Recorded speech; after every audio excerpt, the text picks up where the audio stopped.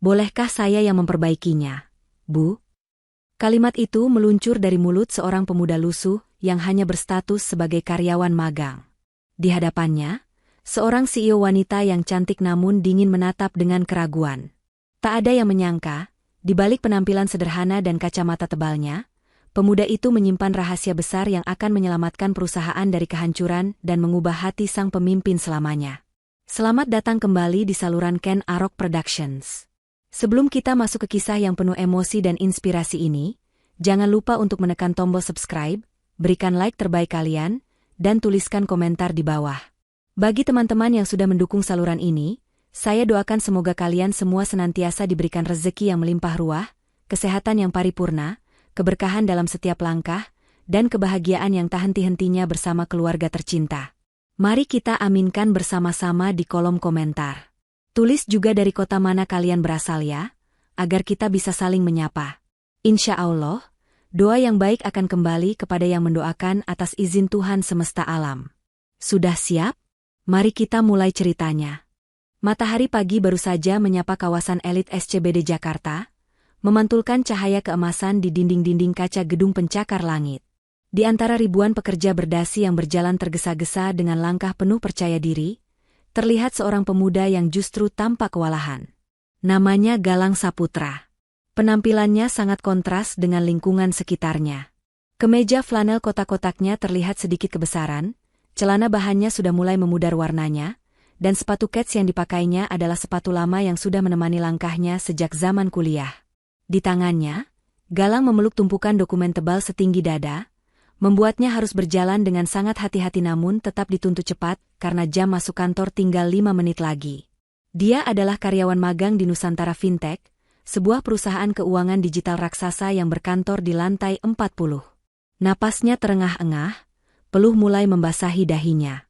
Galang tahu, terlambat 1 menit saja berarti potong gaji, dan bagi anak magang sepertinya, setiap rupiah sangatlah berharga. Namun, nasib sial sepertinya sedang menguji Galang pagi itu. Saat dia berbelok tajam di pintu masuk lobi utama, fokusnya terpecah. Dia tidak melihat sosok wanita anggun yang sedang berjalan keluar dari lift VIP sambil menelepon. Wanita itu adalah Alvina Wijaya, CEO dari perusahaan tempat Galang bekerja. Alvina pagi itu tampil memukau dengan setelan blazer hitam pas badan dan memegang botol air mineral yang tutupnya kebetulan sedang terbuka karena baru saja dia minum. Tabrakan pun tak terelakkan. Galang yang kehilangan keseimbangan menyenggol bahu Alvina cukup keras. Botol air mineral di tangan sang CEO berguncang hebat, menumpahkan isinya cukup banyak. Air itu tidak membasahi baju, melainkan mengguyur sepatu hak tinggi mengkilap yang dipakai Alvina. Suasana lobi yang tadinya riuh mendadak hening seketika. Para karyawan lain yang melihat kejadian itu menahan napas. Mereka tahu siapa Alvina. Dia dikenal sebagai pemimpin yang perfeksionis, tegas, dan tidak mentolerir kesalahan sekecil apapun. Alvina menurunkan ponselnya perlahan. Dia menatap sepatunya yang kini basah, lalu pandangannya naik menusuk tepat ke manik mata Galang yang ketakutan. Tatapannya dingin dan tajam, seolah mampu membekukan siapa saja yang melihatnya. "Kamu punya mata tidak?" Suara Alvina terdengar rendah namun penuh penekanan, membuat nyali Galang menciut seketika. "Sepatu ini baru saya pakai hari ini untuk pertemuan penting. Dan kamu, dengan cerobohnya, merusaknya dalam 1 detik." Galang pucat pasi. Dokumen di tangannya hampir saja jatuh saking gemetarnya. Maafkan saya, Bu Alvina. Saya sungguh tidak sengaja. Saya buru-buru tadi," ucap Galang terbata-bata. Tanpa membuang waktu untuk membela diri lebih panjang, Galang melakukan sesuatu yang membuat orang-orang di lobi tercengang. Dia meletakkan tumpukan dokumennya di lantai marmer yang dingin, lalu merogoh saku celananya. Dengan gerakan cepat, dia mengeluarkan beberapa lembar tisu. Itu bukan tisu basah yang wangi atau tisu mahal yang tebal, melainkan tisu wajah biasa yang sudah agak kusut karena terlalu lama tersimpan di saku. Tanpa rasa gengsi sedikit pun, Galang berlutut di hadapan Alvina. Dia menundukkan kepalanya, lalu mulai mengelap sepatu mahal seharga motor itu dengan tisu kusut di tangannya. Gerakannya sangat telaten dan hati-hati, seolah dia sedang membersihkan benda pusaka yang paling berharga. "Apa yang kamu lakukan?" tanya Alvina, nadanya sedikit berubah. Ada rasa kaget yang menyelinap di balik kemarahannya, melihat seorang pria muda rela berlutut di depan umum, hanya untuk membersihkan sepatunya. Galang mendongak sedikit, memperlihatkan wajah polosnya di balik kacamata tebal yang bingkainya agak miring. Saya membersihkannya, Bu. Saya tahu ini tidak akan membuatnya kering sempurna, tapi setidaknya noda airnya tidak akan berbekas di kulit sepatu Ibu. Alvina terdiam. Dia melihat tangan Galang yang sedikit kasar namun bekerja dengan lembut. Tisu itu perlahan hancur karena terkena air. Namun Galang terus menggantinya dengan lembar lain yang dia punya sampai sepatunya terlihat bersih kembali. Maaf ya, Bu, ucap Galang lagi sambil berdiri dan membereskan sampah tisunya. Dia tersenyum canggung, menyadari betapa jomplangnya status mereka saat itu. Tisu saya cuma tisu biasa, bukan tisu basah mahal yang mungkin biasa Ibu pakai. Semoga Ibu tidak keberatan. Kalimat polos itu entah mengapa menohok hati Alvina. Di dunia korporat yang penuh kepalsuan, di mana orang-orang selalu berusaha tampil sempurna dengan barang-barang bermerek, pemuda ini justru menawarkan ketulusan lewat selembar tisu kusut. Namun, Alvina tetaplah Alvina. Dia segera memasang kembali topeng dinginnya. Dia tidak boleh terlihat lunak di depan karyawannya. Lain kali, pakai matamu kalau berjalan. Jangan sampai kejadian memalukan seperti ini terulang, ketus Alvina sambil membuang muka, lalu melangkah pergi meninggalkan Galang yang masih berdiri mematung. Galang menghela napas panjang, memungut kembali dokumennya. Dia tidak sadar bahwa insiden kecil di pagi hari itu adalah awal dari takdir besar yang akan mengubah hidupnya. Dia hanya berpikir bahwa dia baru saja membuat masalah dengan orang paling berkuasa di gedung ini. Namun, Galang tidak punya waktu untuk meratapi nasib. Dia harus segera naik ke lantai atas sebelum manajernya yang galak, Pak Rifki, menyadari keterlambatannya.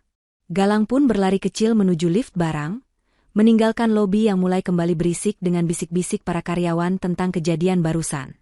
Galang baru saja berhasil menyelinap masuk ke kubikel kerjanya di pojok ruangan tanpa ketahuan. Dia menghela napas lega, meletakkan tumpukan dokumen yang tadi dibawanya, lalu mulai menyalakan komputer tua yang disediakan khusus untuk anak magang. Suasana di lantai 40 gedung Nusantara Fintech pagi itu sangat sibuk. Suara ketikan papan tombol, dering telepon, dan percakapan serius para analis keuangan mengisi udara yang dingin karena pendingin ruangan. Semuanya berjalan normal, sebuah rutinitas pagi yang membosankan namun produktif. Namun, ketenangan itu tidak bertahan lama. Tepat pukul 9 pagi, saat produktivitas sedang berada di puncaknya, sebuah anomali terjadi. Dimulai dari satu layar komputer di meja resepsionis yang berkedip aneh, lalu menyebar dengan cepat seperti wabah penyakit ke seluruh ruangan. Dalam hitungan detik, ratusan monitor di ruangan luas itu berubah warna secara serentak. Warna biru yang menenangkan dari antarmuka sistem perusahaan mendadak lenyap, digantikan oleh warna merah darah yang menyala terang. Tidak ada lagi grafik saham atau data nasabah. Yang terpampang di sana hanyalah sebuah kotak dialog hitam dengan tulisan besar berwarna putih yang mengerikan, sistem terkunci. Akses ditolak. Di bawahnya, sebuah penghitung waktu mundur mulai berjalan, menandakan nasib perusahaan sedang berada di ujung tanduk. Kepanikan massal langsung melanda. Jeritan kaget dan seruan bingung terdengar bersahutan. Loh, kok mati? Dataku belum disimpan. Ini kenapa layarnya merah semua? Di tengah kekacauan itu, pintu ruangan manajer IT terbuka lebar. Keluarlah Rifki, pria berusia 30-an dengan rambut klimis yang biasanya tampil arogan. Namun pagi ini, wajahnya pucat pasi. Keringat dingin sebesar biji jagung mulai bercucuran di pelipisnya. Sebagai kepala departemen teknologi, semua mata tertuju padanya, menuntut jawaban dan solusi instan. Rifki berlari kecil ke arah server utama di tengah ruangan. Tangannya gemetar saat mencoba mengetik sesuatu di konsol pengendali, namun hasilnya nihil. Layar tetap merah membara. Tenang semuanya. Tenang, teriak Rifki dengan suara yang terdengar pecah karena panik. Ini sepertinya cuma gangguan jaringan biasa. Mungkin penyedia layanan internet kita sedang bermasalah. Ada yang injak kabel Wi-Fi mungkin. Alasan konyol itu tentu saja tidak menenangkan siapapun. Justru memperparah keadaan. Dan di saat genting itulah, pintu kaca besar di ujung ruangan terbuka dengan kasar. Alvina Wijaya melangkah keluar dari ruangannya. Aura kepemimpinannya begitu kuat, namun kali ini bercampur dengan amarah yang siap meledak. Dia melihat sekeliling, menyaksikan kantornya yang lumpuh total bermandikan cahaya merah dari monitor yang error. "Rifki," panggil Alvina, suaranya menggelegar membelah kebisingan. Dia berjalan cepat menghampiri manajer IT-nya itu. Tatapan Alvina jauh lebih menakutkan daripada pesan error di layar komputer. "Jelaskan kepada saya, apa yang sedang terjadi sekarang? Kenapa saya tidak bisa membuka data presentasi?" Rifki menelan ludah, lehernya terasa tercekik dasi mahalnya sendiri. "Ini Bu Alvina, sepertinya wifi kantor kita sedang down atau lambat." "Biasalah Bu, jam sibuk. Saya sedang coba restart modemnya." Alvina menatap Rifki dengan pandangan tak percaya. Betapa tidak kompetennya orang yang dia gaji mahal ini. "Jangan bodoh, Rifki," bentak Alvina, membuat seisi ruangan hening seketika. "Kamu pikir saya buta? Ini bukan masalah sinyal wifi yang lemot. Lihat layarnya. Kita sedang diserang. Sistem kita dikunci oleh pihak luar." Alvina menunjuk jam dinding besar yang berdetak tanpa ampun. "Dengar baik-baik. 1 jam lagi, tepat 60 menit lagi, para investor besar dari Singapura akan masuk ke ruang Zoom meeting. Mereka ingin melihat laporan keuangan kuartal ini. Jika saat mereka masuk sistem masih seperti ini, kita tidak hanya kehilangan muka, tapi kita akan kehilangan suntikan dana triliunan rupiah. Perusahaan ini bisa bangkrut hari ini juga." Rifki semakin gemetar, kakinya lemas. "Tetapi Bu, saya tidak mau dengar alasan," potong Alvina tegas, matanya berkilat marah. "Perbaiki sekarang juga. Cari kutu programnya, hapus virusnya, lakukan apa saja. Kalau sampai rapat nanti sistem belum kembali normal, kamu bukan hanya saya pecat, tapi saya pastikan karirmu tamat di industri ini. Mengerti?" Ancaman itu menggantung di udara, berat dan mencekam. Rifki kembali berkutat dengan keyboardnya dengan putus asa, mencoba segala cara yang dia tahu, namun layar merah itu tetap bergeming, seolah mengejek ketidakmampuannya.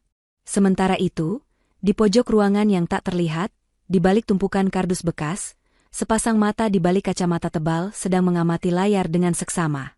Galang melihat sesuatu yang tidak dilihat oleh orang lain. Dia tahu, ini bukan sekadar kerusakan biasa. Di tengah keriuhan yang semakin memuncak itu, nyaris tidak ada yang menyadari keberadaan Galang.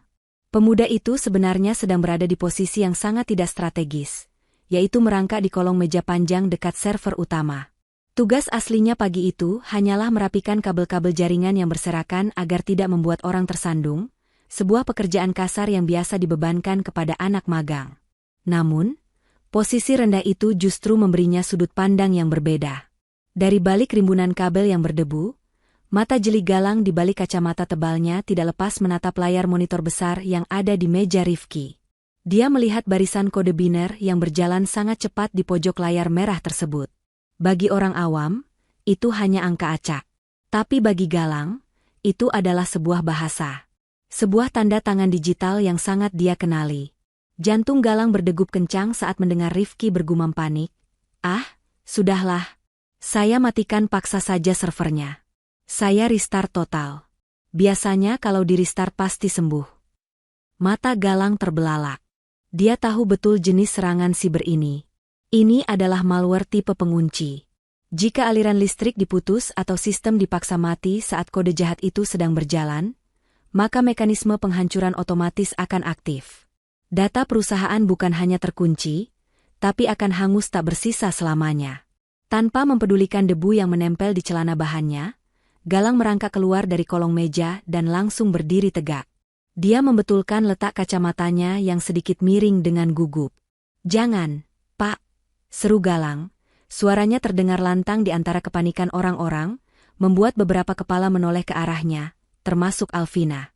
Galang memberanikan diri melangkah maju mendekati dua atasannya yang sedang bersitegang itu. "Pak Rifki, Bu Alvina, maaf saya lancang menyela. Tapi tolong, jangan sekali-kali mi-restart servernya. Itu bukan error jaringan biasa." Rifki yang sedang stres berat merasa harga dirinya terinjak-injak karena diinterupsi oleh bawahan terendah di kantor itu. Dia menatap Galang dengan nyalang. Heh, ngapain kamu keluar dari kolong meja? Mau cari muka? Galang menelan ludah, berusaha tetap tenang meski kakinya gemetar. Dia menunjuk ke arah layar. Saya melihat pola serangannya, Pak. Itu ada celah di backdoor sistem keamanan kita. Penyerang menyusup lewat port yang lupa Bapak tutup minggu lalu. Kalau Bapak tekan tombol restart sekarang, kodenya akan memicu penghapusan data permanen. Kita akan kehilangan semuanya, Pak. Data nasabah, laporan keuangan, semuanya akan jadi nol. Penjelasan Galang terdengar sangat teknis dan masuk akal. Bahkan Alvina sempat tertegun sejenak mendengarnya. Namun, bagi Rifki, ini adalah penghinaan maksimal. Bagaimana mungkin seorang anak magang yang tugasnya cuma beli gorengan dan fotokopi bisa menceramahinya soal cyber security? Wajah Rifki memerah pada menahan amarah. Dia melangkah maju dan mendorong bahu Galang kasar. Diam kamu. Tahu apa kamu soal sistem keamanan? Hah? Kamu itu cuma anak magang lulusan kampus ruko pinggiran. Jangan sok pintar mengajari saya yang sudah 10 tahun kerja di bidang ini. Rifki tertawa meremehkan, mencari dukungan dari karyawan lain. Dengar ya, tugasmu itu cuma memastikan kabel tidak kusut dan kertas printer terisi penuh. Urusan server miliaran rupiah ini bukan levelmu. Minggir sana, atau kamu mau saya buat surat pemecatan sekarang juga? Galang terdiam. Hinaan itu terasa perih di telinga, namun dia lebih mengkhawatirkan nasib perusahaan daripada harga dirinya sendiri. Dia menatap Alvina sekilas, berharap sang CEO bisa melihat kebenaran di matanya. Namun, Alvina masih diam, terjebak di antara keraguan dan otoritas manajernya. Galang pun mundur perlahan, kembali dianggap sebagai orang yang tidak penting, sementara waktu terus berjalan menuju kehancuran. Waktu terus berjalan tanpa ampun. 15 menit. Hanya itu sisa waktu yang memisahkan perusahaan raksasa Nusantara Fintech dari jurang kehancuran. Di ruang server yang dingin itu, suasana justru terasa panas mencekam. Rifki, sang manajer yang tadi begitu sombong, kini tampak seperti orang yang kehilangan akal. Kemeja mahalnya basah oleh keringat, rambut klimisnya berantakan karena dia terus menjambaknya sendiri karena frustrasi. Semua metode standar yang dia pelajari selama 10 tahun karirnya, tidak ada satupun yang berhasil menembus dinding pertahanan virus merah tersebut. Gagal, semuanya gagal. Bu, gumam Rifki dengan suara bergetar, menyerah pada keadaan. Sistemnya sudah mati total. Kita harus batalkan rapat dengan investor. Tidak ada jalan lain. Alvina memejamkan matanya sejenak, menahan amarah dan rasa putus asa yang bercampur aduk. Membatalkan rapat sama saja dengan bunuh diri perusahaan. Reputasi yang dibangun bertahun-tahun akan hancur dalam sekejap. Saat dia membuka mata, pandangannya tidak sengaja terkunci pada sosok pemuda berkemeja flanel di pojok ruangan. Galang masih berdiri di sana, tidak pergi meski tadi sudah diusir dan dihina. Tatapan pemuda itu lurus ke layar, tenang, namun penuh perhitungan. Berbeda jauh dengan kepanikan massal di sekitarnya. Sebuah intuisi gila tiba-tiba menyentak benak Alvina. Dia teringat peringatan Galang tentang celah backdoor dan bahaya restart server tadi. Penjelasan anak magang itu terdengar jauh lebih masuk akal daripada racauan Rifki. "Hei, kamu," panggil Alvina lantang, menunjuk lurus ke arah Galang. "Iya, kamu. Yang tadi bawa tisu kusut." Galang terperanjat, lalu melangkah maju dengan ragu. "Saya, Bu? Tadi kamu bilang kamu tahu celah masuk virusnya. Apa kamu benar-benar yakin bisa memperbaikinya?" tanya Alvina. Suaranya terdengar mendesak, seperti orang yang sedang memegang sedotan terakhir sebelum tenggelam. Rifki yang mendengar itu langsung protes keras. "Bu Alvina, Ibu jangan gila. Masa Ibu mau menyerahkan nasib perusahaan ke tangan bocah ingusan ini? Dia cuma magang, Bu. Kalau sistemnya makin rusak bagaimana?" "Diam kamu, Rifki," bentak Alvina tanpa menoleh. Dia berjalan mendekati Galang, menatap tajam ke dalam mata di balik kacamata tebal itu. "Jawab saya. Kamu yakin bisa membereskan kekacauan ini dalam waktu kurang dari 15 menit?" Galang membalas tatapan bosnya. Kali ini tidak ada ketakutan di wajahnya. Dia membetulkan letak kacamatanya dan mengangguk tegas. "Yakin, Bu. Tapi saya butuh akses penuh sebagai admin tertinggi. Komputer Pak Rifki sudah terkunci, jadi saya butuh perangkat lain yang punya hak akses super admin. Tanpa berpikir dua kali, Alvina mengambil laptop pribadinya yang ada di meja. Itu adalah perangkat paling canggih dan paling aman di kantor ini, berisi data-data paling rahasia yang bahkan wakil direktur pun tidak boleh melihatnya. Pakai ini, kata Alvina sambil menyodorkan laptop mahalnya ke dada Galang. Rifki terbelalak kaget. Bu, itu laptop CEO. Ada data rahasia direksi di sana? Alvina tidak peduli. Dia mendekatkan wajahnya ke wajah Galang, memberikan ultimatum terakhir yang mengerikan. Dengar baik-baik, anak muda. Saya pertaruhkan jabatan dan masa depan perusahaan ini di tanganmu. Tapi ingat satu hal, kalau kamu gagal, atau kalau kamu cuma membual, saya pastikan nama kamu masuk daftar blacklist di seluruh perusahaan di Jakarta. Kamu tidak akan bisa kerja dimanapun seumur hidupmu. Mengerti? Galang menelan ludah, merasakan beratnya laptop di tangannya seberat nasib ribuan karyawan yang kini bergantung padanya.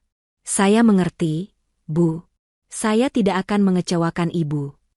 Dengan langkah pasti, Galang membawa laptop itu ke meja utama, menggeser Rifki yang masih melongo tak percaya. Pertaruhan besar baru saja dimulai. Galang duduk di kursi kulit ergonomis yang biasanya diduduki oleh manajer senior. Kursi itu terasa terlalu empuk dan besar untuk tubuh kurusnya. Namun Galang tidak peduli. Dia segera menyambungkan kabel jaringan utama ke laptop milik Alvina. Begitu layar menyala menampilkan barisan kode, kepribadian Galang seolah berubah 180 derajat. Bahu yang biasanya membungkuk karena sungkan kini tegak penuh percaya diri. Tatapan matanya yang sering menunduk takut kini terkunci tajam ke layar, memindai ribuan baris perintah dalam hitungan detik. Dan saat jemarinya menyentuh papan ketik, keajaiban pun dimulai. Bunyi ketikan yang berirama cepat memenuhi ruangan yang sunyi senyap itu. Tata-tata. Irama itu begitu konstan dan cepat, seolah-olah Galang sedang memainkan sebuah simfoni piano yang rumit, bukan sedang memperbaiki sistem komputer. Tidak ada keraguan sedikitpun dalam setiap tombol yang ditekan. Galang tidak menggunakan mouse sama sekali. Dia berpindah antar jendela aplikasi hanya dengan kombinasi tombol pintas yang membuat Rifki, yang mengintip dari belakang, terbelalak tak percaya. Ini mustahil, gumam Rifki pelan, keringat dinginnya semakin deras. Dia melihat bagaimana Galang membongkar enkripsi virus itu, lapis demi lapis dengan kecepatan yang tidak masuk akal. Dia menulis skrip pertahanan secara langsung, tanpa melihat contekan. Alvina, yang berdiri tepat di samping kursi Galang, menahan napasnya. Dia tidak mengerti bahasa pemrograman, tapi dia mengerti bahasa tubuh. Dia melihat seorang maestro yang sedang bekerja. Namun, di tengah konsentrasi tingkat tinggi itu, ada satu hal kecil yang mengganggu. Rambut poni Galang yang agak panjang karena belum sempat potong rambut, terus-menerus jatuh menutupi mata kirinya setiap kali dia menunduk sedikit. Galang, yang kedua tangannya sibuk menari di atas keyboard, hanya bisa meniup poninya itu berkali-kali dengan mulutnya agar tidak menghalangi pandangan. Melihat hal itu, entah dorongan dari mana, tubuh Alvina bergerak sendiri. Tanpa sadar, tangan halusnya terulur. Dengan gerakan yang sangat lembut, Alvina menyelipkan rambut poni yang membandel itu ke belakang telinga Galang. Galang tersentak kaget. Jemarinya berhenti menari sepersekian detik. Dia menoleh ke samping, dan mendapati wajah cantik Alvina hanya berjarak beberapa sentimeter dari wajahnya. Dia bisa mencium aroma parfum mahal sang bos yang menenangkan. Mata mereka bertemu. Untuk sesaat, waktu seolah berhenti di ruang server yang dingin itu. Tidak ada CEO, tidak ada anak magang. Hanya ada pria dan wanita dalam jarak yang terlalu dekat. Sadar dengan apa yang dilakukannya, wajah Alvina memerah padam. Dia buru-buru menarik tangannya kembali seperti tersengat listrik. Maaf. Maksud saya, supaya kamu bisa lebih fokus melihat layarnya. Waktu kita tinggal sedikit, ucap Alvina salah tingkah, suaranya sedikit bergetar. Jantung Galang berdegup kencang, bukan karena virus komputer, tapi karena sentuhan kecil barusan. Dia menelan ludah, berusaha mengembalikan fokusnya. Terima kasih, Bu, jawabnya gugup. Galang kembali menghadap layar. Dengan sisa tenaga dan fokus yang ada, dia mengetikkan baris perintah terakhir. Sebuah tombol eksekusi ditekan dengan kuat. Layar monitor besar di depan ruangan berkedip satu kali. Warna merah yang mengerikan itu perlahan memudar, berganti menjadi layar loading berwarna biru laut yang menyejukkan. Dan akhirnya, logo emas Nusantara Fintech muncul dengan gagah di tengah layar, diikuti status sistem yang berubah menjadi aman. Galang menyandarkan punggungnya ke kursi, menghela napas panjang yang tertahan sejak tadi. Dia melepas kacamatanya sejenak dan mengusap wajahnya. Selesai, Bu, ucap Galang pelan namun terdengar jelas di ruangan yang hening itu. Semua bag sudah saya hapus dan backdoornya sudah saya tutup permanen. Hening. 1 detik yang terasa sangat panjang menyelimuti ruang server, sebelum akhirnya pecah oleh suara helaan napas lega dari puluhan karyawan yang berkerumun. Layar biru di depan mereka bukan sekadar warna, melainkan tanda bahwa periuk nasi mereka telah selamat. Tepat saat itu juga, notifikasi dari aplikasi Zoom berbunyi nyaring. Para investor dari Singapura sudah mulai masuk ke ruang rapat virtual. Alvina, dengan sigap dan profesionalisme tinggi yang kembali pulih, segera mengambil alih komando. Dia merapikan blazernya, memasang senyum bisnis terbaiknya, dan masuk ke ruang rapat pribadinya seolah-olah tidak pernah terjadi kiamat kecil 5 menit yang lalu. Rapat berjalan lancar. Sangat lancar. Data keuangan yang tadinya terkunci kini terpampang jelas, menunjukkan grafik keuntungan yang memuaskan para pemilik modal. Sementara itu, di luar ruangan kaca Alvina, nasib 2 pria sedang ditentukan. Rifki berdiri kaku di pojok ruangan, wajahnya masih pucat, sementara Galang sedang membereskan kabel laptop dengan tenang. 1 jam kemudian, pintu ruangan CEO terbuka. Alvina keluar dengan wajah berseri-seri. Investor puas dan dana triliunan rupiah berhasil diamankan. Namun, senyum Alvina langsung lenyap saat matanya mendarat pada sosok Rifki. Rifki, ke ruangan saya. Sekarang, perintah Alvina dingin. Beberapa menit kemudian, suara bentakan Alvina terdengar samar-samar menembus dinding kaca kedap suara. Karyawan lain hanya bisa saling lirik, menduga-duga nasib bos IT mereka yang arogan itu. Tak lama, Rifki keluar dengan wajah merah pada menahan malu dan marah. Dia tidak dipecat hari itu juga karena alasan administrasi yang rumit. Namun harga dirinya sudah hancur lebur diinjak-injak oleh kenyataan bahwa dia diselamatkan oleh seorang anak magang. Alvina kemudian berjalan menghampiri meja kerja Galang yang ada di pojok, dekat tumpukan kardus berkas lama. Galang, panggil Alvina. Kali ini suaranya jauh lebih lunak, namun tetap berwibawa. Galang yang sedang meminum air putih dari botol plastik bekas langsung berdiri tegak. Ya, Bu. Kemas barang-barangmu sekarang, ucap Alvina singkat.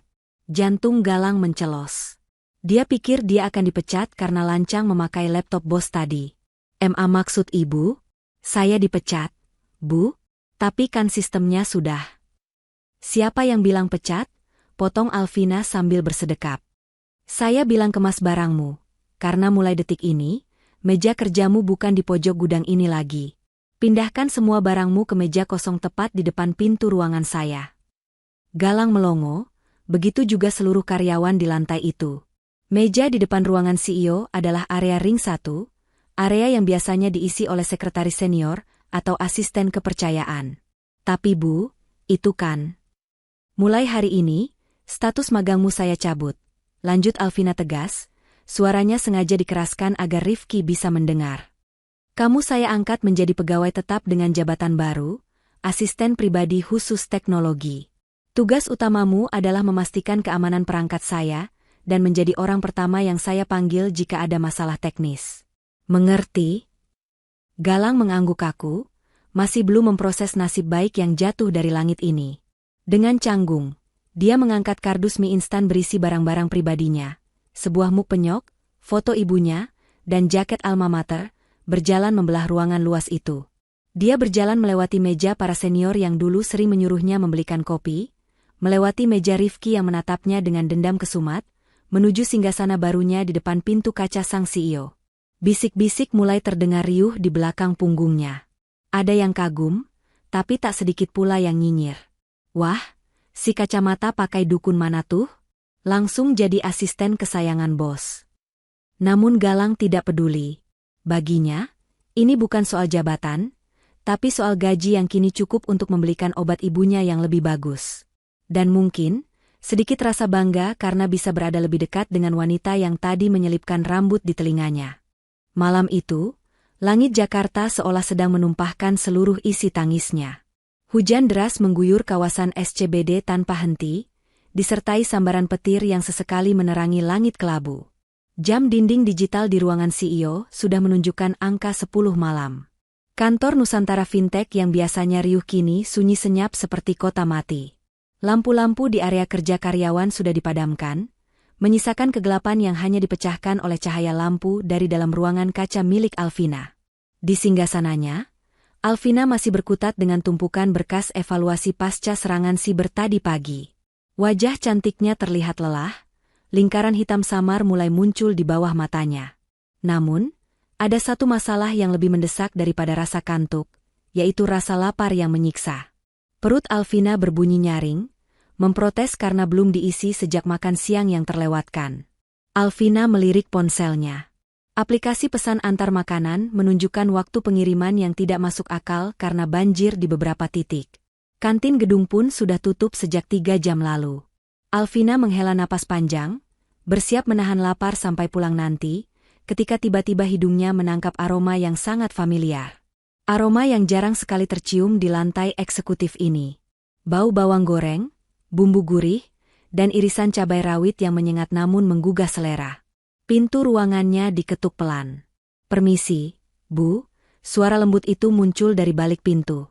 Galang masuk dengan hati-hati sambil membawa nampan plastik. Di atasnya, terdapat 2 mangkuk ayam jago yang mengepulkan asap panas. Aroma mie instan rebus yang khas langsung memenuhi ruangan ber-AC yang dingin itu, mengalahkan wangi pengharum ruangan aroma lavender yang biasa dipakai Alvina. "Maaf mengganggu, Bu. Saya lihat lampu ruangan Ibu masih menyala, jadi saya inisiatif buatkan ini," ucap Galang sambil meletakkan 1 mangkuk di meja kaca Alvina yang penuh kertas. "Ini mie instan rebus pakai telur setengah matang dan cabai rawit. Resep rahasia andalan anak kosan kalau lagi akhir bulan."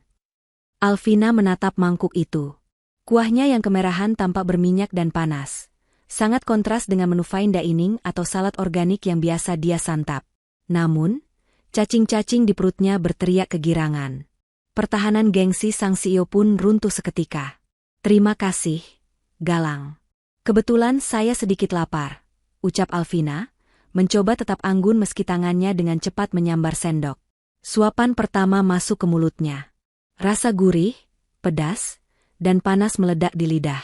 Rasanya luar biasa nikmat, jauh lebih enak daripada steak mahal yang hambar. Tanpa sadar, Alvina makan dengan lahap.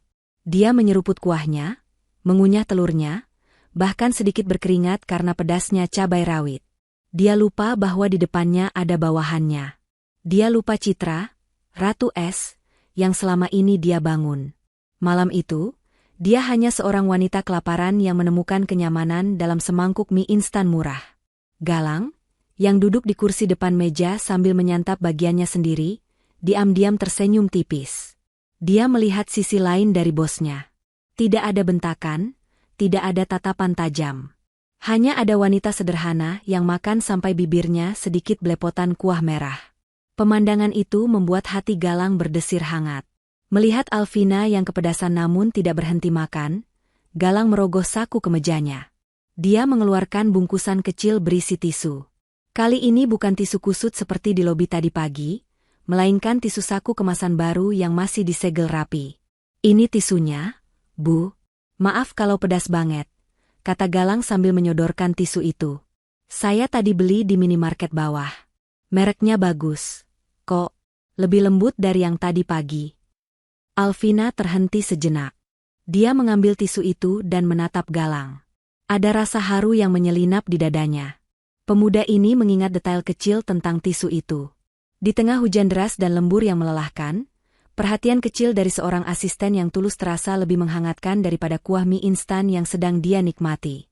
Malam itu, di bawah temaram lampu kantor dan suara hujan, tembok pemisah antara atasan dan bawahan perlahan mulai terkikis. Jarum jam sudah menunjuk angka 11 malam saat Alvina dan Galang akhirnya keluar dari lift menuju area parkir basement gedung. Hujan di luar sana belum juga menunjukkan tanda-tanda akan berhenti, justru semakin deras mengguyur Jakarta. Udara dingin menusuk tulang, membuat Alvina mengeratkan mantel kerjanya.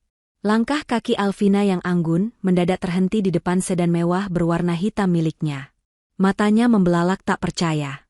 Mobil yang biasa menjadi simbol kekuasaannya itu, kini terlihat menyedihkan. Ban depan sebelah kanannya kempes total, rata dengan lantai beton yang dingin.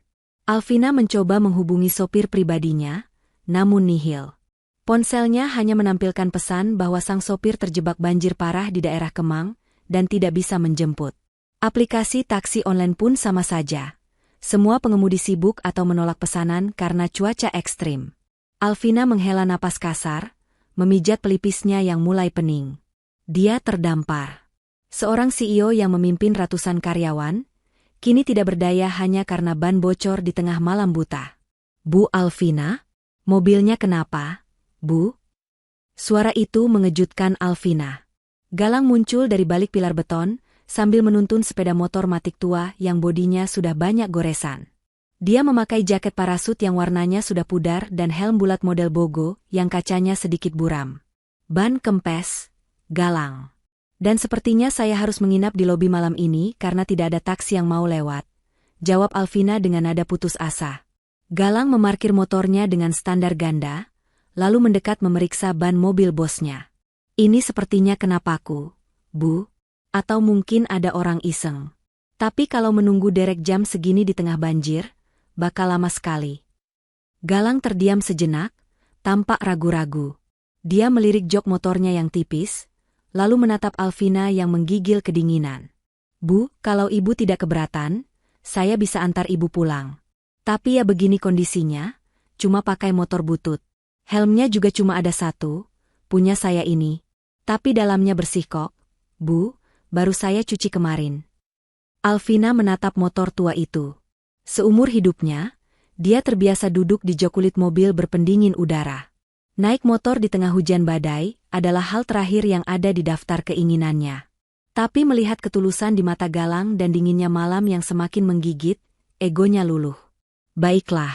Tapi pelan-pelan ya," ucap Alvina pasrah. Galang tersenyum lebar, segera melepas helmnya dan memakaikannya ke kepala Alvina.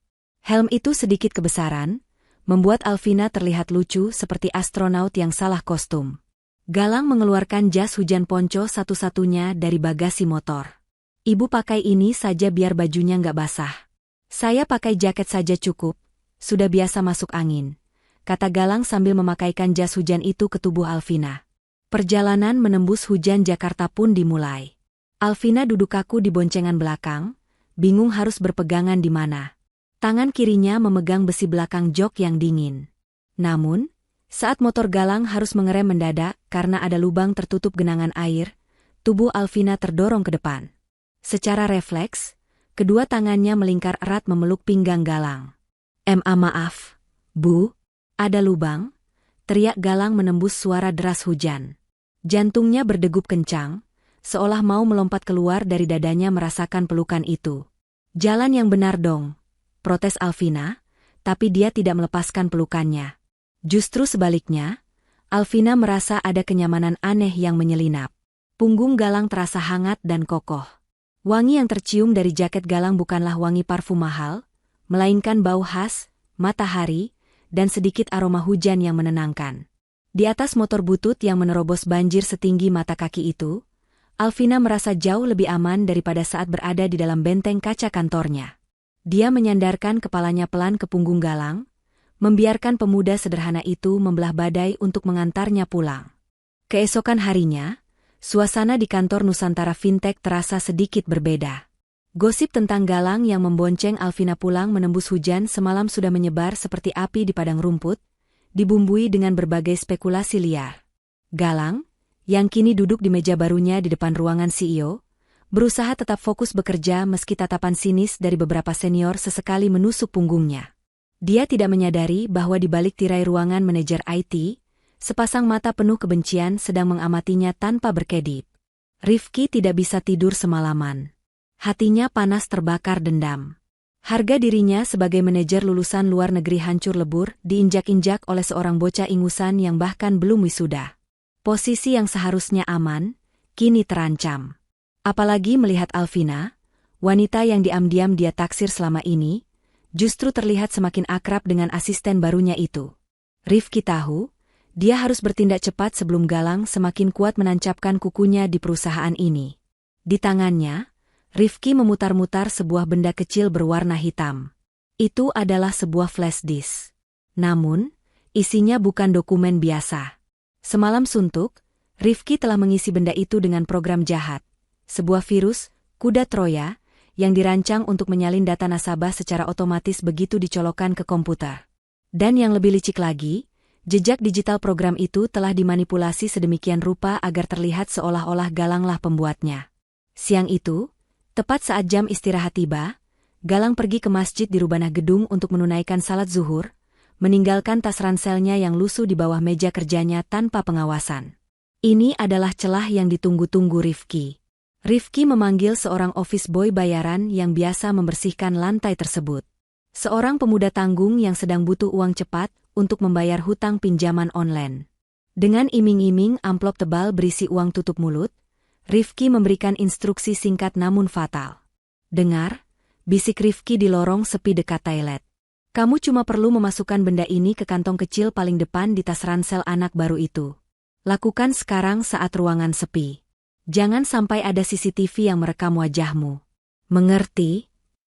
Sang office boy mengangguk gemetar, menyambar flash disk dan uang tersebut. Dengan berpura-pura menyapu di sekitar meja Galang, dia melirik ke kanan dan kiri. Aman. Dalam gerakan tangan yang sangat cepat, flash disk hitam itu meluncur mulus masuk ke dalam saku tas Galang. Tidak ada saksi mata. Jebakan telah terpasang dengan sempurna. Sore harinya, Rifki mulai melancarkan babak kedua dari rencana busuknya. Dia memanipulasi log server dari komputernya sendiri, membuat alarm keamanan berbunyi. Dia lantas berlari tergopoh-gopoh menuju ruangan Alvina dengan wajah yang dibuat sepanik mungkin, membawa lembaran kertas hasil cetakan palsu. "Bu Alvina." "Gawat, Bu," seru Rifki sambil menerobos masuk tanpa mengetuk pintu. Napasnya memburu, aktingnya layak mendapat piala. Sistem keamanan mendeteksi adanya kebocoran data lagi. Ada seseorang yang sedang mencoba mencuri data nasabah prioritas kita sekarang juga. Alvina yang sedang memeriksa berkas langsung berdiri, wajahnya tegang. "Apa? Siapa pelakunya? Bukannya sistem sudah diamankan?" Rifki meletakkan kertas itu di meja Alvina dengan dramatis. Telunjuknya menunjuk ke sebuah deretan angka alamat IP. "Ini buktinya, Bu. Alamat IP ini berasal dari jaringan internal kita. Lebih tepatnya, sinyal pencurian data itu berasal dari komputer di depan ruangan Ibu. Komputer milik Galang." Alvina terdiam membeku. Jantungnya berhenti berdetak sesaat. Dia tidak ingin percaya, tapi bukti di atas meja itu terlihat sangat nyata. Rencana Rifki berjalan mulus, dan badai besar siap menghantam hubungan yang baru saja mulai tumbuh itu. Suasana di ruang rapat direksi yang biasanya tenang dan berwibawa, sore itu berubah menjadi pengadilan jalanan yang mencekam. Alvina duduk di kursi ujung meja panjang dengan wajah tegang, matanya menatap nanar ke arah Galang yang berdiri di tengah ruangan dikelilingi oleh 2 orang petugas security berbadan tegap. Di samping Alvina, Rifki berdiri dengan senyum kemenangan yang disembunyikan di balik wajah pura-pura prihatin. Di atas meja mengkilap itu, tergeletak sebuah benda kecil berwarna hitam yang baru saja ditemukan oleh petugas keamanan dari dalam saku tersembunyi tas ransel Galang. Sebuah flash disk. "Jelaskan ini, Galang." Suara Alvina terdengar rendah, namun getaran kecewa di dalamnya begitu menyayat hati. "Pak Rifki melaporkan ada aktivitas penyalinan data ilegal dari komputermu. Dan sekarang, kami menemukan benda ini di tasmu. Berisi ribuan data nasabah prioritas yang siap dijual." Galang menatap flash disk itu dengan bingung. Dia menggelengkan kepalanya pelan, matanya menatap lurus ke arah Alvina, mencoba menyalurkan kejujuran dari lubuk hatinya. "Demi Allah, Bu, saya tidak pernah melihat flash disk itu. Tas saya seharian ada di bawah meja. Saya tidak tahu siapa yang menaruhnya di sana." "Bohong," potong Rifki dengan nada tinggi, jarinya menunjuk wajah Galang. "Maling mana ada yang mau mengaku? Bukti digital tidak bisa bohong, Galang. Alamat IP komputer kamu terekam jelas sedang mengirim paket data ke server luar. Dan flash disk ini adalah cadangannya, kan?" Kamu mau jual data ini ke kompetitor buat bayar utang keluargamu, kan? Mendengar keluarganya dibawa-bawa, tangan Galang mengepal kuat. Namun dia menahannya. Dia melihat seringai tipis di wajah Rifki. Galang sadar, ini adalah jebakan yang sangat rapi. Sebagai seorang ahli keamanan siber, dia tahu betapa mudahnya memalsukan log data jika memiliki akses admin seperti Rifki. Membela diri saat ini hanya akan membuatnya terlihat semakin bersalah di mata orang awam. Alvina memejamkan matanya. Hatinya perih. Bayangan kebersamaan mereka, saat makan mie instan, saat berboncengan menembus hujan, kini terasa seperti sebuah kepalsuan besar. Dia merasa bodoh karena telah membuka hatinya untuk seseorang yang ternyata menikamnya dari belakang. Kepercayaan yang baru saja dia bangun, runtuh seketika menjadi puing-puing kemarahan. Alvina berdiri perlahan. Dia tidak berteriak, tapi kata-katanya jauh lebih menyakitkan daripada bentakan. Saya kira kamu berbeda, Galang. Saya kira ketulusanmu waktu itu nyata. Ternyata, kamu sama saja seperti yang lain. Kamu memanfaatkan kebaikan saya untuk menghancurkan perusahaan ini. Bu Alvina, tolong percaya saya. Galang mencoba maju selangkah, tapi petugas security langsung menahannya. Cukup. Hentikan Alvina, air mata tertahan di pelupuk matanya. Saya tidak mau dengar alasan apapun lagi. Mulai detik ini, kamu saya berhentikan dengan tidak hormat. Bersyukurlah saya tidak menyeretmu ke penjara hari ini juga karena mengingat jasamu kemarin. Sekarang, kemasi barangmu dan pergi dari hadapan saya. Selamanya. Ruangan itu hening seketika. Vonis telah dijatuhkan. Galang menatap Alvina untuk terakhir kalinya. Dia melihat luka yang dalam di mata wanita itu, luka yang disebabkan oleh fitnah keji ini. Galang menghela napas panjang, melepaskan kartu identitas pegawainya dan meletakkannya di meja. Baik, Bu. Saya terima keputusan Ibu, ucap Galang dengan suara yang sangat tenang, kontras dengan gejolak di dadanya. Tapi satu hal yang harus Ibu tahu. Saya tidak pernah mengkhianati Ibu. Suatu hari nanti, waktu yang akan membuktikan siapa yang tulus dan siapa yang ular sebenarnya. Jaga diri Ibu baik-baik. Dengan langkah gontai namun tetap tegak, Galang membalikkan badan. Dia mengambil tas ranselnya yang lusuh, berjalan keluar meninggalkan ruangan dingin itu. Di belakangnya, Rifki tersenyum puas. Duri dalam daging telah berhasil dicabut. Namun dia tidak sadar, dengan mengusir Galang, dia baru saja membuang satu-satunya perisai yang melindungi perusahaan dari badai yang sesungguhnya. 1 minggu telah berlalu sejak insiden pengusiran itu. 7 hari yang seharusnya berjalan normal di kalender kerja Nusantara Fintech. Namun bagi Alvina, rasanya seperti melewati 1 abad yang menyiksa. Ruangan CEO yang biasanya memancarkan aura dominasi dan kesibukan, kini terasa seperti sangkar emas yang dingin dan sunyi. Alvina duduk di kursi kebesarannya, memutar-mutar pena mahal di tangannya, namun pikirannya melayang jauh entah kemana. Dia menatap kosong ke arah meja kerja di balik dinding kaca di depannya. Meja yang kini kosong melompong, hanya menyisakan debu tipis dan sebuah kalender meja yang tanggalnya tidak pernah diganti lagi. Tidak ada lagi sosok pemuda berkemeja flanel yang duduk di sana. Tidak ada lagi bunyi ketikan keyboard yang berirama cepat dan menenangkan. Tidak ada lagi senyum malu-malu yang menyambutnya setiap pagi. Ini kopi Ibu. Suara seorang office boy baru membuyarkan lamunan Alvina. Dia meletakkan cangkir di meja lalu buru-buru keluar, takut melihat wajah mendung sang bos. Alvina menyeruput kopi itu sedikit, lalu mengernyit. Rasanya terlalu manis, airnya kurang panas, dan aromanya hambar. Jauh berbeda dengan racikan kopi atau teh hangat yang biasa dibuatkan Galang. Dulu, Alvina tidak pernah peduli siapa yang membuatkan minumannya, tapi sekarang, lidahnya seolah menolak rasa lain. Dia merindukan perhatian-perhatian kecil yang tulus itu. Alvina mencoba kembali fokus bekerja. Dia membuka file laporan bulanan di komputernya.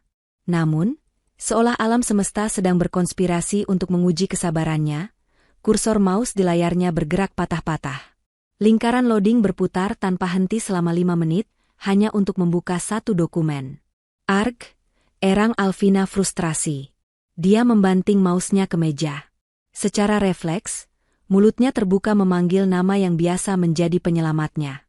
Galang, komputer saya, Kalimat itu terhenti di tenggorokan. Hening. Tidak ada sahutan, "Siap, Bu," yang biasa dia dengar. Tidak ada langkah kaki tergesa-gesa yang datang membawa solusi.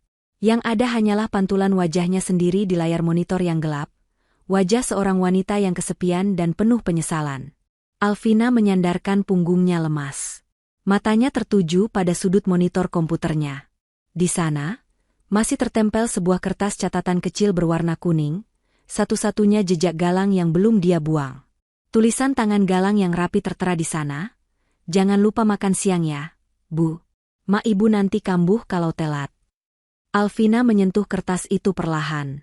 Hatinya berdenyut nyeri. Logikanya terus berkata bahwa Galang adalah pencuri data, seorang kriminal yang pantas diusir. Tapi hatinya yang terdalam berteriak sebaliknya. Hatinya merindukan sosok itu. Dia rindu boncengan motor di tengah hujan. Dia rindu makan mie instan berdua. Dia rindu rasa aman yang entah mengapa hilang begitu Galang pergi. Di luar ruangan, Rifki berjalan lewat sambil bersiul pelan, tampak sangat puas dengan kekuasaannya yang kembali utuh. Dia tidak sadar bahwa tanpa Galang, benteng pertahanan digital perusahaan itu kini rapuh, berlubang di sana-sini, dan hanya menunggu waktu untuk runtuh sepenuhnya. Alvina merasakan firasat buruk yang mengganjal di dadanya, sebuah pertanda bahwa badai yang lebih besar sedang bergerak mendekat, siap menghantam kapal yang kini berlayar tanpa navigator terbaiknya. Tanpa kehadiran Galang yang selama ini diam-diam menambal celah keamanan di setiap sudut jaringan kantor, Nusantara Fintech kini ibarat sebuah benteng megah yang gerbang utamanya terbuka lebar tanpa penjaga. Rifki, yang seharusnya bertanggung jawab, justru menjadi musuh dalam selimut yang paling mematikan. Merasa posisinya aman dan dendamnya sudah terbalas, Rifki melakukan langkah terakhir yang akan menghancurkan segalanya.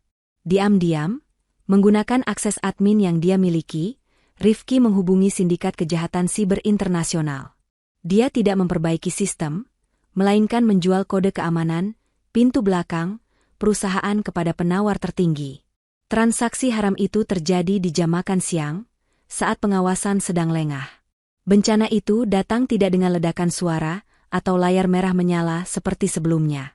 Kali ini, serangannya sunyi, senyap, namun mematikan. Dimulai dari divisi keuangan yang tiba-tiba heboh. Seorang staf akuntansi berteriak histeris saat melihat angka-angka di monitornya bergerak sendiri. "Bu, saldo rekening penampungan, saldonya terkuras. 0. Semuanya jadi 0. Teriakan itu memicu efek domino. Satu persatu divisi lain melaporkan hal yang sama. Dana investasi nasabah, dana operasional, hingga gaji karyawan, semuanya tersedot keluar secara digital menuju rekening antah berantah di luar negeri dalam hitungan detik. Sistem Nusantara Fintech jebol total. Firewall atau dinding api yang dibanggakan Rifki ternyata sudah dimatikan secara manual dari dalam. Alvina berlari keluar dari ruangannya, wajahnya pucat pasi. "Tutup aksesnya. Matikan servernya sekarang juga," teriaknya memberi komando. "Tidak bisa, Bu. Akses admin dikunci dari luar. Kita tidak bisa masuk," jawab salah satu staf IT dengan suara gemetar menahan tangis. "Mana Rifki? Panggil Rifki ke sini sekarang. Dia yang pegang kuncinya," perintah Alvina, matanya mencari sosok manajer itu di tengah kekacauan. Namun, ruangan Rifki kosong melompong. Kursi kerjanya berputar sendiri seolah baru saja ditinggalkan dengan tergesa-gesa. Laci-laci mejanya terbuka lebar, dokumen-dokumen penting berserakan di lantai, dan yang paling mencurigakan, foto keluarga serta barang berharga miliknya sudah raib. Rifki telah kabur. Dia melarikan diri membawa uang hasil penjualan kode keamanan, dan meninggalkan perusahaan yang terbakar habis. 1 jam kemudian, sirine mobil polisi meraung-raung di lobi gedung SCBD. Garis polisi berwarna kuning dipasang melintang di pintu masuk kantor. Nusantara Fintech dinyatakan lumpuh total. Berita tentang hilangnya dana nasabah langsung menyebar di media sosial, memicu kepanikan nasional. Para nasabah mulai berdatangan ke lobi gedung, berteriak-teriak meminta uang mereka kembali. Alvina duduk terkulai di lantai ruangannya yang kini gelap, karena listrik diputus untuk penyidikan. Dia menatap nanar keluar jendela, melihat kerumunan massa yang marah di bawah sana. Dia sadar, ini adalah akhir. Perusahaan yang dia bangun dengan darah dan air mata, kini berada di ambang kebangkrutan mutlak. Uang hilang bisa dicari, tapi kepercayaan yang hilang tak akan pernah kembali. Dalam keheningan yang mencekam itu, penyesalan menghantam dada Alvina dengan telak. Dia teringat peringatan Galang. Dia teringat wajah tulus pemuda itu saat diusir. Kini dia sadar, dia telah membuang satu-satunya perisai yang bisa melindunginya dari kehancuran ini. Namun semuanya sudah terlambat. Nasi sudah menjadi bubur, dan Alvina sendirian menanggung dosa kebodohannya. Di tengah reruntuhan kerajaannya, Alvina menolak untuk menyerah begitu saja. Di saku blazernya, dia menggenggam secari kertas kusut yang baru saja dia minta secara paksa dari staf HRD yang masih tersisa. Kertas itu berisi satu-satunya harapan yang dia miliki, alamat rumah Galang. Alvina meninggalkan kantornya yang sedang diserbu wartawan lewat pintu belakang. Dia tidak menggunakan mobil mewahnya, melainkan nekat menyetop taksi umum di pinggir jalan. Tujuannya adalah sebuah kawasan padat penduduk di Jakarta Pusat, tempat yang sangat asing bagi seorang CEO yang seumur hidupnya tinggal di perumahan elit. Taksi berhenti di mulut sebuah gang sempit yang becek sisa hujan semalam. Mobil tidak bisa masuk lebih jauh. Alvina turun, sepatu hak tingginya langsung disambut oleh genangan air keruh. Bau selokan yang menyengat dan hiruk-pikuk suara warga menyambut kedatangannya. Namun, Alvina tidak peduli. Dia berjalan tertatih menyusuri labirin gang sempit itu, bertanya kepada warga sekitar di mana rumah Galang Saputra berada. Setelah 10 menit berjalan, sampailah dia di depan sebuah rumah petak yang sangat sederhana. Dindingnya cat kapur yang mulai mengelupas, namun halamannya disapu sangat bersih. Pintu rumah itu sedikit terbuka, memungkinkan Alvina untuk mengintip ke dalam tanpa mengetuk. Pemandangan di dalam sana membuat langkah Alvina terhenti seketika. Jantungnya serasa diremas oleh tangan tak kasat mata. Di ruang tamu yang sempit itu, tidak ada kursi sofa empuk. Hanya ada tikar pandan yang digelar di lantai. Galang sedang duduk bersimpuh di sana. Dia tidak sedang memegang komputer canggih atau merencanakan kejahatan seperti yang dituduhkan Rifki. Justru, tangan pemuda itu sedang sibuk memijat kaki seorang wanita parubaya yang terbaring lemah. Itu adalah Ibu Galang. Kaki wanita tua itu tampak bengkak dan merah, kulitnya kasar dan pecah-pecah, tanda dari kerja keras bertahun-tahun sebagai buruh cuci keliling. Galang mengoleskan minyak urut murah dari botol kaca kecil, lalu memijat betis ibunya dengan gerakan yang sangat lembut dan penuh kasih sayang. Sayup-sayup, Alvina mendengar suara Galang yang parau.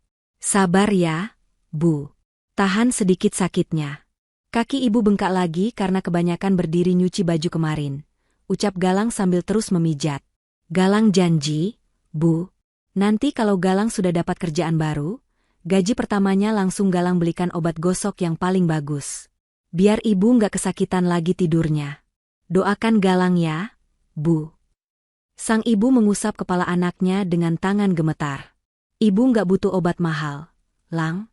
Ibu cuma sedih kamu dipecat padahal kamu anak jujur. Tapi gak apa-apa, Nak. Tuhan nggak tidur." Air mata Alvina tumpah saat itu juga. Pertahanan dirinya runtuh. Dia melihat bukti nyata di depan matanya.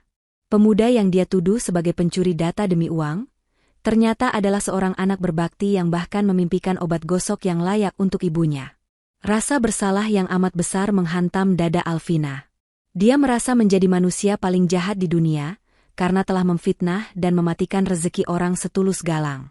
Di ambang pintu rumah petak itu, sang CEO yang angkuh akhirnya menangis tanpa suara, menyesali kebutaannya menilai hati seseorang.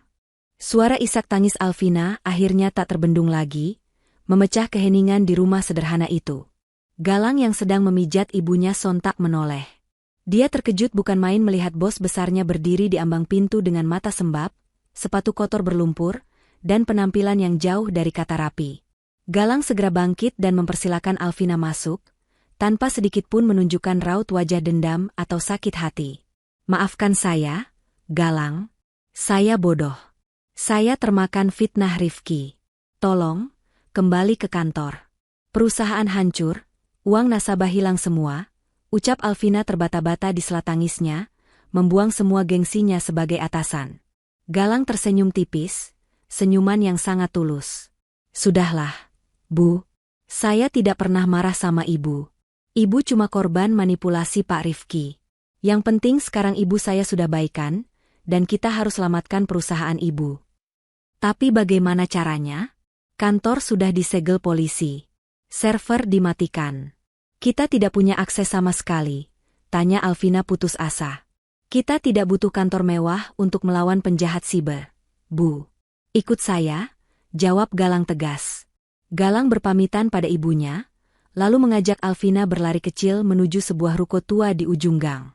Di depannya terpampang spanduk kusam bertuliskan, Warnet Barokah. Alvina melongo. Tempat itu riuh rendah oleh teriakan anak-anak kecil yang sedang bermain game online.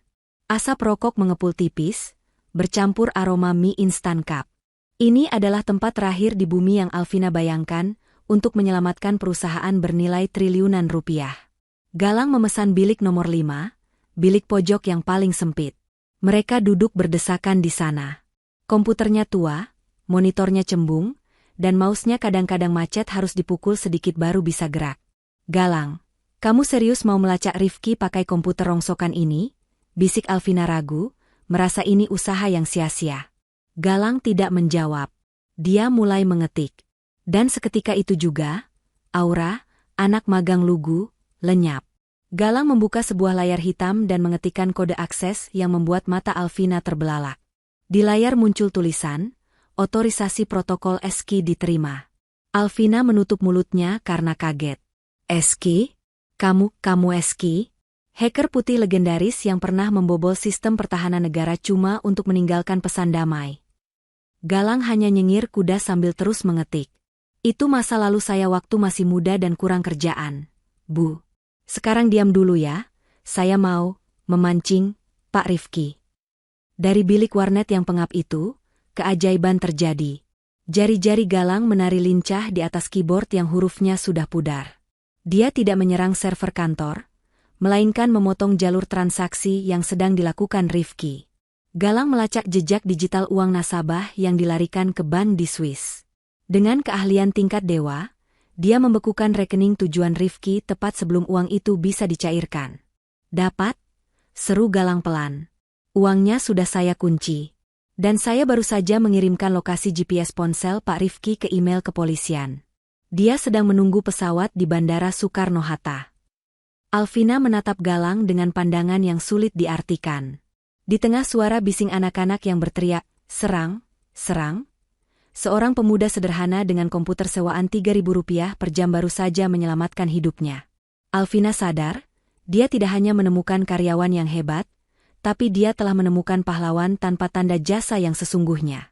Sementara itu, di Terminal 3 Bandara Soekarno-Hatta yang megah, Rifki sedang duduk gelisah di ruang tunggu keberangkatan internasional. Tiket pesawat menuju negara bebas ekstradisi sudah di tangannya.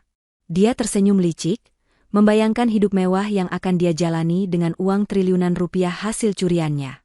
Sesekali dia melirik jam tangan mahalnya, berharap panggilan boarding segera terdengar, agar dia bisa segera lepas landas meninggalkan kekacauan yang dia buat. Namun, senyum itu lenyap seketika saat dia mencoba memindahkan sebagian dana curian itu ke kartu kreditnya lewat ponsel. Alih-alih notifikasi sukses, layar ponselnya justru menampilkan peringatan merah menyala. Akses dibekukan.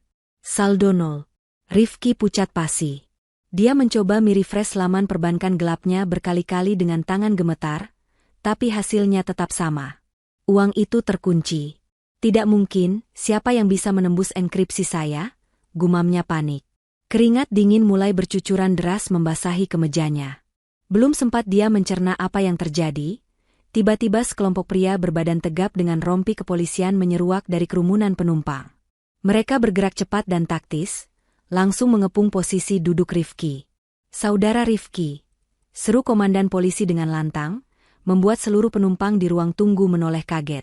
Anda kami tangkap atas tuduhan pencurian data, penggelapan dana korporasi, dan kejahatan siber tingkat tinggi. Jangan bergerak. Rifki mencoba lari, namun langkahnya terlambat. Borgol besi langsung mengunci kedua tangannya. Di layar televisi besar yang ada di bandara, berita terkini atau breaking news langsung menayangkan penangkapan dramatis itu secara langsung. Seorang buronan kelas kakap berhasil diamankan berkat tip anonim yang sangat akurat. Kembali ke bilik sempit nomor 5 di warnet Barokah. Alvina dan Galang menonton tayangan berita itu lewat streaming di monitor tabung yang warnanya sudah agak pudar. Saat melihat wajah Rifki digiring polisi, Alvina lemas seketika. Beban berat seberat gunung yang menindih pundaknya selama beberapa jam terakhir, mendadak hilang tak berbekas. Uang nasabah selamat, perusahaannya selamat, dan yang paling penting, kebenaran akhirnya terungkap. Tanpa memedulikan statusnya sebagai CEO atau tempat mereka yang sempit dan pengap, luapan emosi Alvina meledak. Dia berbalik dan langsung memeluk tubuh kurus Galang dengan sangat erat. Tangis haru pecah di bahu pemuda itu. Terima kasih, Galang. Terima kasih banyak, Ishak Alvina. Kamu menyelamatkan hidup saya. Kamu menyelamatkan semuanya. Galang yang dipeluk tiba-tiba menjadi kaku seperti patung. Wajahnya memerah sampai ke telinga. Tangannya menggantung canggung di udara, bingung harus membalas pelukan atau diam saja. Wangi parfum mahal Alvina bercampur dengan aroma warnet yang khas, menciptakan momen absurd yang tak terlupakan. Suasana haru itu buyar ketika terdengar sorakan riuh dari belakang mereka. Abang hacker dipeluk pacarnya. Sut. Jangan pacaran di sini woi, ganggu konsentrasi Warni.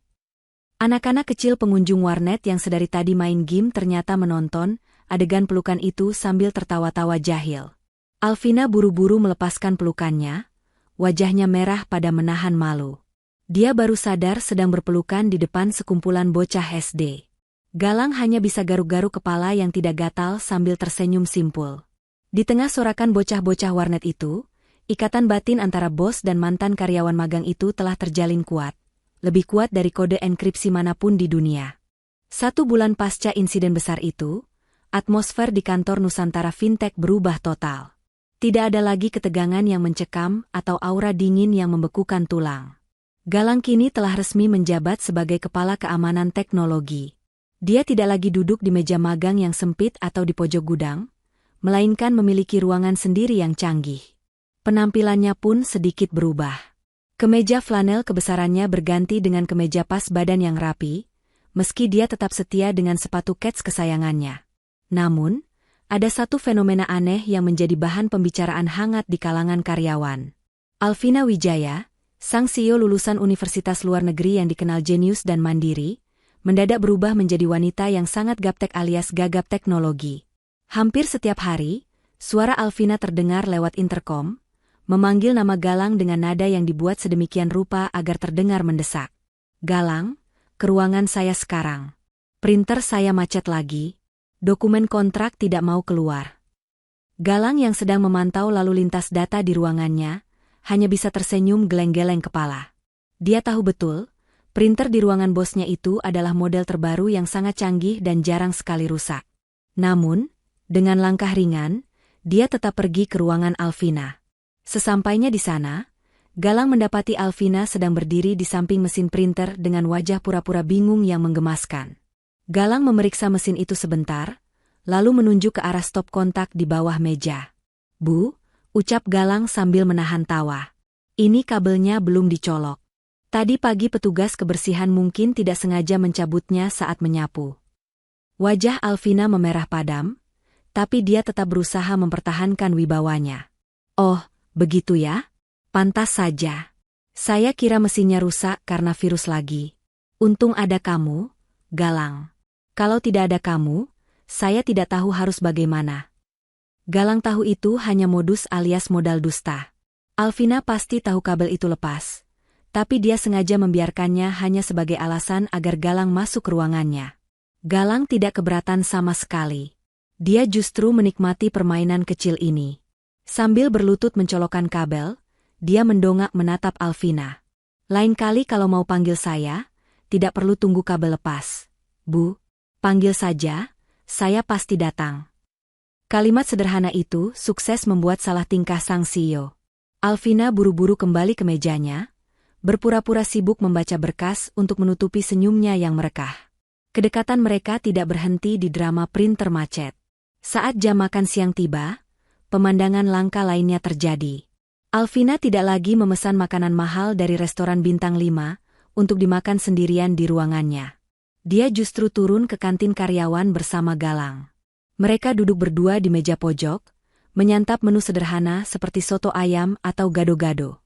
Para karyawan lain sering curi-curi pandang melihat interaksi mereka.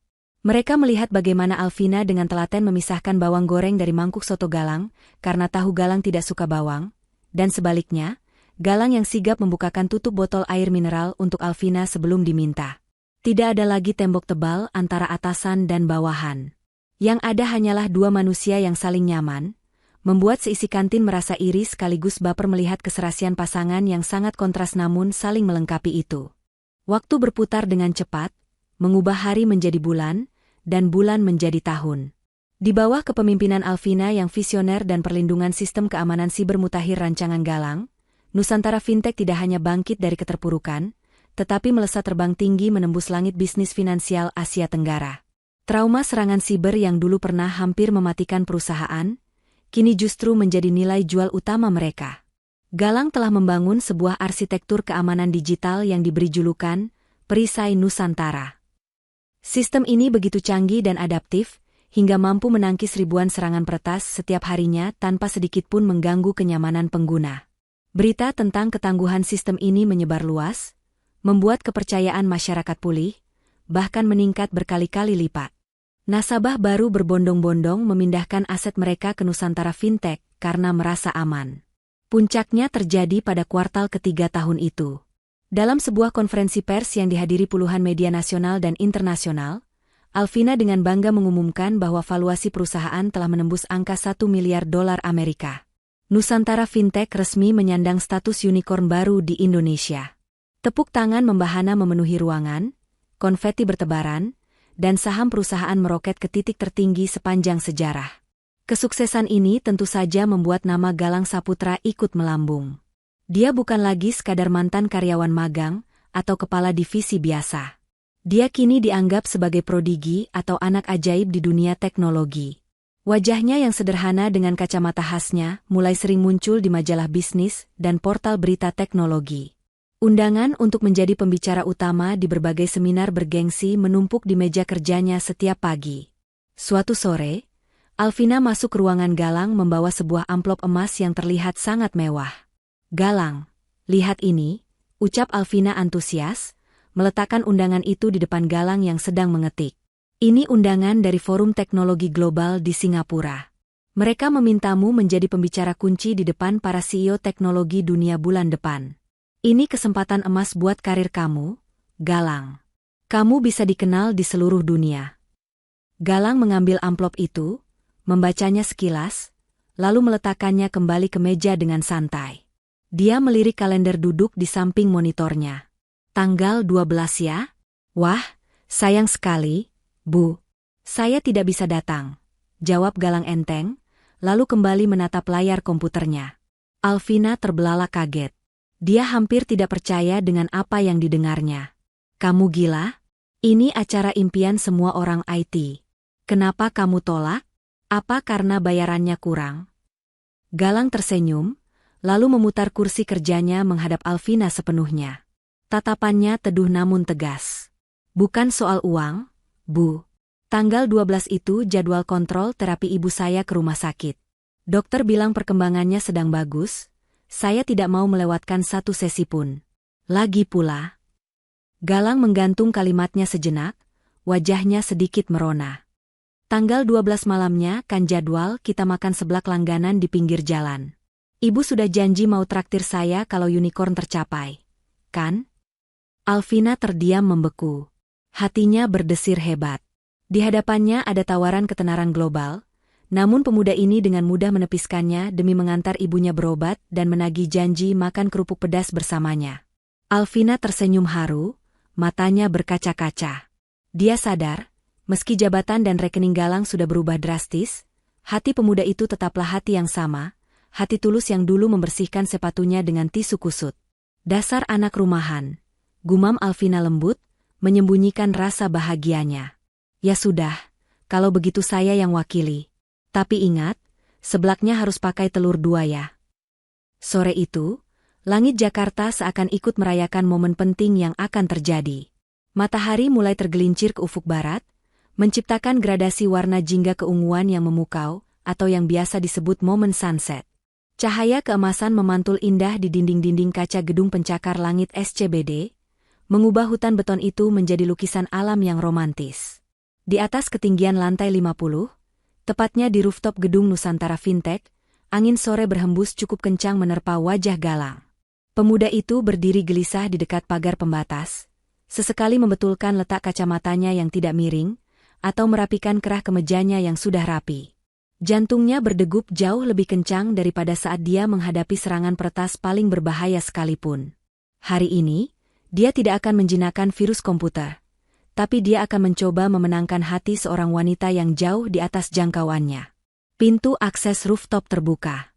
Alvina melangkah keluar dengan anggun, rambut panjangnya berkibar dimainkan angin. Dia menghampiri Galang dengan senyum bingung. "Galang? Kamu bilang ada masalah darurat yang cuma bisa dibicarakan di atas sini. Ada apa? Apa satelit kita bermasalah?" tanya Alvina cemas. Galang berbalik, menatap wanita yang telah mengubah hidupnya itu. Dia menarik napas panjang, mengumpulkan segenap keberanian yang tersisa. "Bukan satelit, Bu." Alvina, ralat Galang, memberanikan diri memanggil nama tanpa embel-embel jabatan. "Ini soal sistem keamanan yang paling vital buat saya." Alvina mengernyitkan dahi, tidak mengerti. "Sistem apa?" Galang tidak menjawab dengan kata-kata. Dia merogoh saku celananya. Namun, bukan kotak bludru berisi cincin berlian yang dia keluarkan, melainkan sebuah benda kecil berwarna merah muda. Sebuah flash disk berbentuk hati. Dengan tangan sedikit gemetar, Galang menyodorkan flash disk itu ke hadapan Alvina. "Alvina, selama ini saya berhasil membuat tembok api untuk melindungi data perusahaan. Saya berhasil mengunci akses orang jahat. Tapi, saya sadar satu hal. Sehebat apapun kode yang saya tulis, saya gagal mengamankan hati saya sendiri dari serangan pesonamu." Alvina tertegun, tangannya menutup mulut, matanya mulai berkaca-kaca. Dia tidak menyangka kalimat gombalan teknis itu akan keluar dari mulut Galang. "Di dalam flash disk ini," lanjut Galang dengan suara parau namun tulus, "ada skrip program khusus yang saya buat selama 3 bulan terakhir. Program untuk menjaga senyum kamu, program untuk menghapus air mata kamu, dan program untuk memastikan kamu bahagia selamanya. Tapi program ini terkunci, Alvina. Dia butuh satu kata sandi untuk bisa aktif." Galang menatap manik mata Alvina dalam-dalam. Kata sandinya cuma satu frasa, "Saya terima." "Maukah kamu menjadi satu-satunya admin di hidup saya? Menjadi satu-satunya orang yang punya akses penuh ke hati dan masa depan saya?" Air mata haru akhirnya tumpah membasahi pipi Alvina. Ini adalah lamaran paling aneh, paling tidak romantis bagi orang awam, tapi paling indah dan paling tulus baginya. Tidak ada bunga, tidak ada musik biola, hanya ada flash disk dan ketulusan seorang pria yang mencintainya dengan cara yang unik. Alvina tertawa kecil di sela tangisnya. Dia memukul pelan bahu Galang. "Dasar kutu buku. Siapa yang melamar pakai flash disk sih?" Alvina mengambil benda kecil itu, menggenggamnya erat di dada. Dia mengangguk mantap. "Iya, Galang. Saya terima kata sandinya. Saya mau jadi admin hidup kamu, asalkan kamu janji servernya nggak boleh down ya." Galang tersenyum lebar, beban ribuan ton terangkat dari pundaknya. Di bawah langit senja Jakarta yang menjadi saksi, Galang memberanikan diri meraih tangan Alvina. Dua dunia yang berbeda itu, dunia kemewahan korporat dan kesederhanaan gang sempit, akhirnya menyatu dalam ikatan janji suci yang tak akan terpisahkan oleh kode apapun. Hari yang ditunggu-tunggu akhirnya tiba. Sebuah pesta pernikahan yang mungkin akan dikenang sebagai perhelatan paling unik dan paling hangat di Jakarta tahun ini. Bukan karena kemewahannya yang menyilaukan mata, melainkan karena perpaduan dua dunia yang sangat kontras namun berpadu dengan harmonis di dalam satu ruangan ballroom hotel bintang 5. Para tamu undangan yang baru melangkah masuk langsung disambut oleh pemandangan yang tidak biasa. Di sisi kanan ruangan, berjajar meja prasmanan mewah dengan taplak sutra putih, menyajikan menu fine dining seperti steak wagyu impor dan hidangan laut segar yang dimasak langsung oleh koki profesional. Namun, pemandangan di sisi kiri justru jauh lebih ramai. Antrean panjang mengular di depan sebuah gubukan kayu sederhana yang didesain estetik bertuliskan, "Warung Kenangan." Di sana, Aroma kencur yang kuat dari kuah seblak level pedas dan wangi bumbu mie instan rebus menguar ke udara, menggoda selera siapa saja. Pemandangan yang langka pun terjadi. Seorang bapak pejabat tinggi rekan bisnis Alvina terlihat asyik menyeruput kuah mie instan pedas sambil melonggarkan dasi mahalnya, tertawa lepas bersama Pak RT dan tetangga satu gang rumah Galang yang memakai batik sederhana. Tidak ada kecanggungan, tidak ada sekat sosial.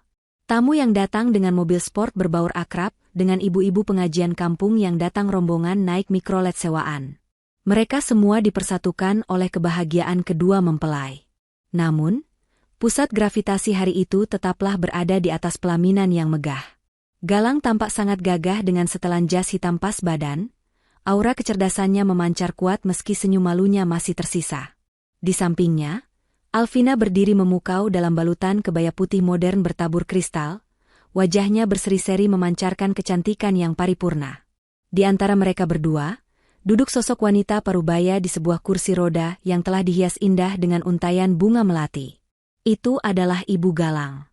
Wajahnya yang dulu layu karena sakit dan lelah bekerja keras sebagai buruh cuci, hari ini bersinar terang benderang, memancarkan kebahagiaan yang tak terlukiskan.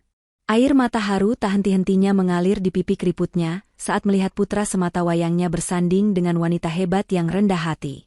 Saat sesi sungkeman, suasana menjadi hening dan sakral. Alvina bersimpuh di kaki kursi roda ibu mertuanya, menundukkan kepala dengan takzim. Dengan tangan yang sedikit gemetar karena usia, sang ibu mengusap lembut pipi Alvina yang basah oleh air mata bahagia. "Nak Alvina," bisik Ibu Galang dengan suara parau yang terdengar jelas lewat pelantang suara. "Terima kasih sudah mau menerima anak ibu yang tidak punya apa-apa ini. Ibu titip Galang ya, Nak. Jadilah istri yang sabar dan penyayang." Alvina mendongak, menatap mata wanita tua itu dengan penuh kasih. Dia menggeleng pelan sambil menggenggam tangan keriput itu erat-erat. "Ibu salah. Galang punya segalanya, Bu. Dia punya hati yang paling kaya, kejujuran yang mahal, dan ketulusan yang luar biasa. Itu semua warisan dari didikan ibu." Justru Alvina yang berterima kasih, karena ibu sudah mengizinkan Alvina menjadi bagian dari keluarga yang penuh cinta ini. Jawaban tulus Alvina membuat ribuan pasang mata yang hadir ikut berkaca-kaca. Tepuk tangan riuh rendah membahana memenuhi ruangan. Hari itu, Jakarta menjadi saksi bahwa cinta sejati mampu meruntuhkan tembok tebal bernama status sosial. Pesta itu bukan hanya perayaan pernikahan dua insan, tapi perayaan kemenangan cinta atas segala perbedaan. 3 tahun telah berlalu sejak pesta pernikahan yang menghebohkan itu. Waktu bergulir membawa perubahan yang indah bagi kehidupan Galang dan Alvina. Mereka tidak lagi tinggal di apartemen dingin di pusat kota, melainkan pindah ke sebuah rumah asri dan luas di kawasan Jakarta Selatan. Rumah itu tidak dipenuhi barang-barang mewah yang kaku, melainkan dipenuhi kehangatan keluarga dan gelak tawa. Di ruang keluarga yang nyaman, terlihat seorang wanita parubaya sedang duduk santai di sofa empuk sambil menonton televisi. Itu adalah Ibu Galang. Wajahnya kini segar bugar, pipinya merona sehat, jauh berbeda dengan kondisinya dulu. Berkat perawatan rutin dan terapi terbaik yang diberikan Galang, beliau kini bisa menikmati masa tuanya dengan tenang tanpa perlu lagi memeras keringat menjadi buruh cuci. Di karpet berbulu lembut di dekat kaki sang nenek, seorang bocah laki-laki berusia 2 tahun sedang asyik bermain. Jari-jari mungilnya lincah menggeser layar tablet, menyusun puzzle digital dengan kecepatan yang membuat orang dewasa geleng-geleng kepala. Darah jenius teknologi dari sang ayah rupanya mengalir deras di tubuhnya. Pemandangan damai itu semakin lengkap saat Galang datang membawa baskom kecil berisi air hangat. Meski kini dia menjabat sebagai direktur teknologi dan memiliki puluhan asisten, di rumah ini, dia tetaplah Galang yang dulu. Dia duduk di lantai, lalu dengan telaten membasuh dan memijat kaki ibunya. "Sudah, Lang. Kamu kan capek baru pulang kerja," ucap ibunya lembut. "Nggak apa-apa, Bu. Pijatan ini kan tiket surga buat Galang," jawabnya sambil tersenyum. Tak lama kemudian, Alvina turun dari tangga. Dia tidak memakai blazer kerja yang kaku, melainkan daster rumahan yang nyaman dengan rambut digelung asal. Aura, Ratu Es, yang dulu ditakuti karyawan kini telah mencair sepenuhnya, berganti menjadi aura keibuan yang hangat. Alvina menghampiri suaminya, lalu berbisik manja. "Ayah, kalau ibunya sudah tidur, Bunda mau pesan menu spesial dong? Galang menoleh, menaikkan alisnya menggoda. Menu apa? Steak wagyu atau salmon panggang? Alvina menggeleng cepat sambil tertawa kecil. Bukan.